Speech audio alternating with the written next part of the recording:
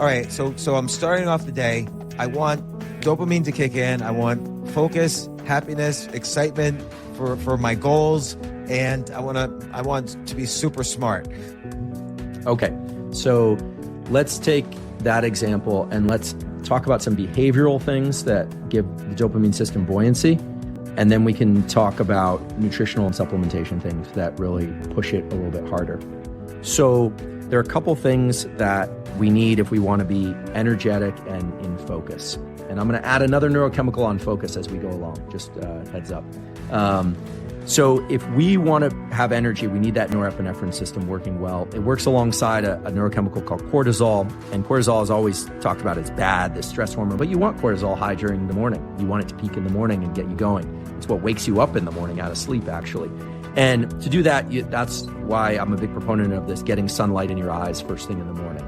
And if it's in your practice, or you're inclined to do it, trying to get some movement first thing in the morning. You don't have to do your full bout of exercise. If you can do it in the morning, great. But you want to try and get some movement, maybe at least 10, 15 minutes. It could be a walk, could be a run, could be jump rope, could be jumping jacks, could be anything really, just movement. That's going to get the norepinephrine system primed because you have the adrenal glands, which sit above your kidneys, and they kick out norepinephrine and cortisol and get your system awake. Now, the dopamine system is really about picking a goal and a target.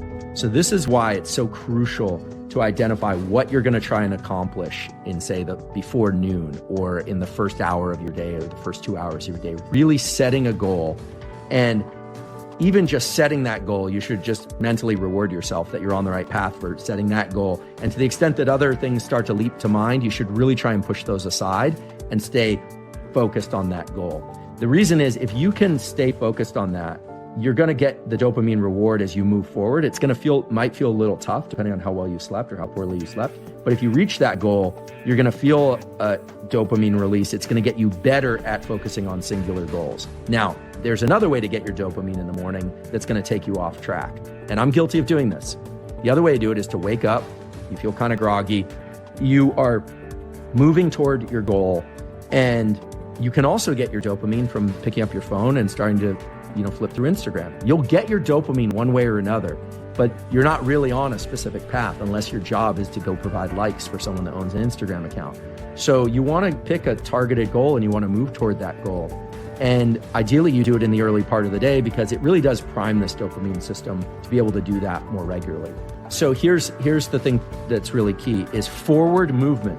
Whether or not it's toward a cerebral or intellectual goal or it's physical exercise, literally forward movement triggers release of dopamine. My lab published a paper in 2018 in the journal Nature showing that forward movement, especially when there's a low level of stress in the system, when you're a little stressed, promotes the release of dopamine. Okay? Forward movement also quiets the activity of the amygdala, this threat detection center in the brain. Forward movement toward a specific goal, and you're always in forward movement of some kind. The question is, are you in forward movement toward a focused, valuable goal or not? So that's why, you hear about these practices of setting out the plan the night before, or, some people wake up and they're very focused. Other people like me, I wake up and my mind is a little still discombobulated from sleep, because in sleep, our mind is discombobulated. We're not able to form plans. And it takes me a while to transition out of sleep. So I use 10 to 15 minutes of exercise as a way of amplifying that epinephrine and dopamine system. So I'm actually just moving towards something. This morning, I didn't have much time. I literally took a 10-minute jog. It's not my round of exercise, but it has me moving forward and it puts me on a path. So there are a couple other things. Again, not a nutritionist. I don't study supplementation, but there are some things that I do that I think are very valuable and that people in various high-performing communities do. One is, a lot of people nowadays are into intermittent fasting. Fasting itself will stimulate the release of norepinephrine. And interestingly, it will also slightly increase the amount of dopamine because it puts you in kind of anticipation of a goal. Now, normally that goal is food if you're very, very hungry. But there's this ancient mechanism whereby when our blood glucose is low, we tend to even though we might be a little hungry and a little bit agitated, it tends to focus us on things outside ourselves. It means we need something outside ourselves. So we're less content to just sit on the couch or less content to just be quiescent. As contrast that with after you've eaten a big meal, right? You're probably more comfortable to just sit down and relax. And that's not an accident. So if you're going to practice intermittent fasting, I don't really do that in a strict way. You could do that in the morning. Sometimes people find that helps them improve their focus, because fasting can improve focus. Now, these are short-term fasts. I'm not talking about day-long fasts. I'm talking about just pushing your first meal out. If you're feeling stressed, because sometimes being in forward action, you're caffeinated, you slept well, you're in action, can make you feel stressed and you're having a hard time focusing.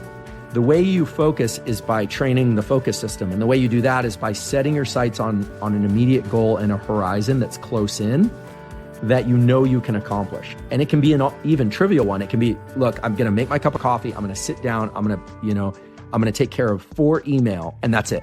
That's my first goal. Now, of course, that's not your entire goal for the day, but it's goal-directed behavior. And so you're coupling the neural circuits for focus with the neural circuits for goal-directed behavior with the neural circuits for energy and agitation. You're getting those aligned. They're coherent.